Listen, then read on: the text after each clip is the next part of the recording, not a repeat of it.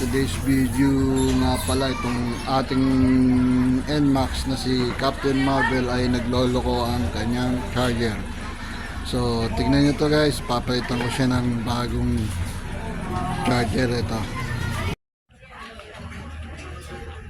So ayan guys, kung mapapansin nyo, madali lang naman siya ipalitan. Brian, makikita nyo yung negative positive dito. So nabaklas ko na siya yung luma, so ibabalik ko lang siya rito. Susuot ko lang ulit siya rito. Tapos yung dating wire ayun pa rin ang natin ikakabit. So ayan guys, nakikabit ko na yung bago. So testingin natin kung ganun pa rin.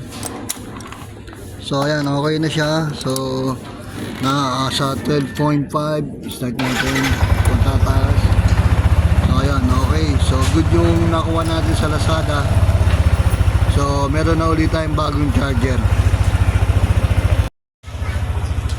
So yun lang guys, ganun lang kasimple mag-repair ng ating battery charger sa ating cellphone para sa ating NMAX. So yun guys, peace out.